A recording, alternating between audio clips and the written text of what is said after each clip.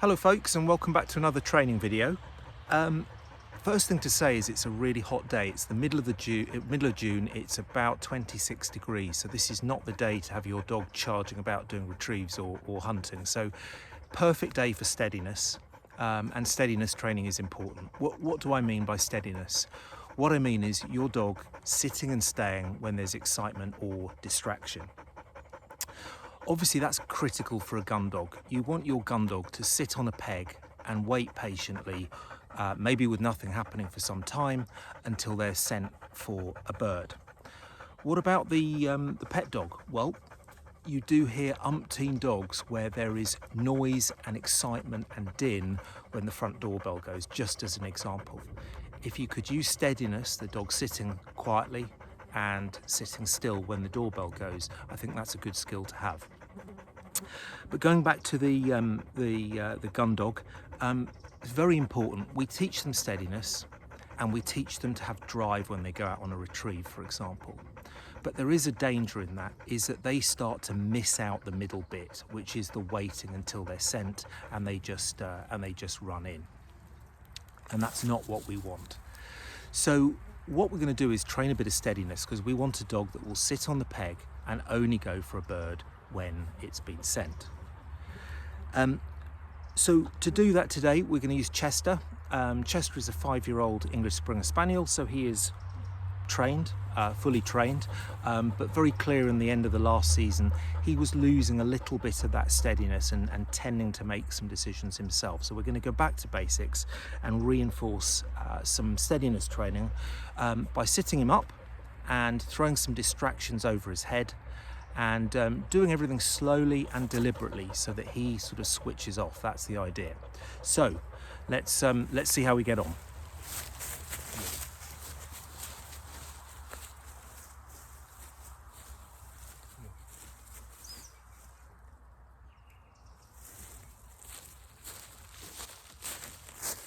So sit him up with the stop command, which is a single whistle in this case.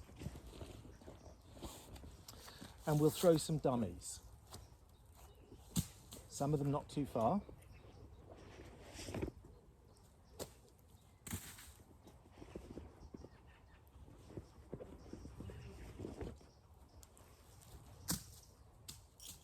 Some of them a bit more exciting. Throwing them along the ground and bouncing is more exciting for the dog. Over their head as well. Talking about distraction, a bouncing ball is very exciting.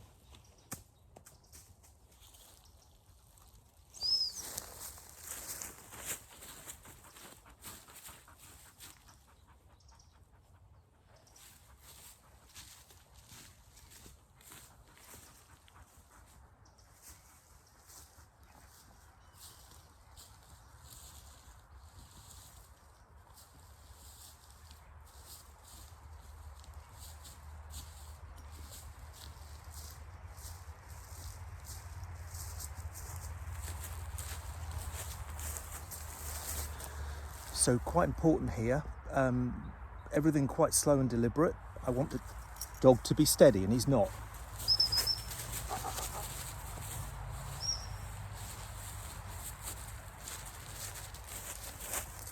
So there's a real example. He saw me talking to the camera, which he's not used to in fairness, and he decided he could go, but he hadn't been given a release command. So I've just called him back, given him a bit of a telling off on the spot and sat him up again. So we'll repeat the exercise.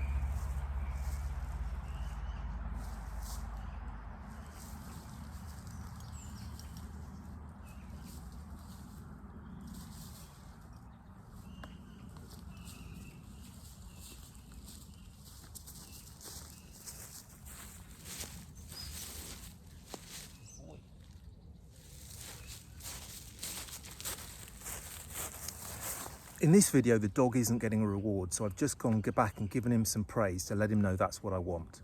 So we'll just do it one more time.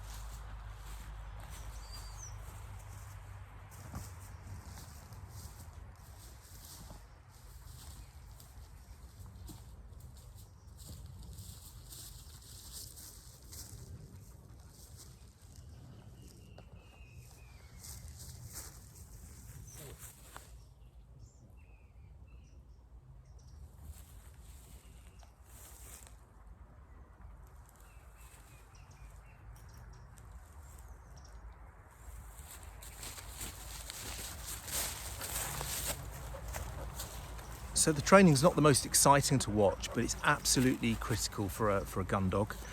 You can see he's had some praise there. We'll do two things in a couple of videos that'll come in the next few days.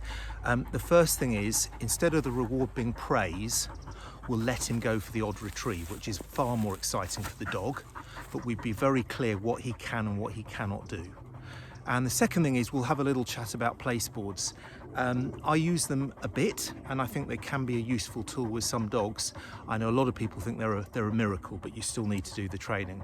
So I hope you enjoyed it. If you did, please like the video and consider subscribing. I won't do very many, so that way if you like them, you won't miss them.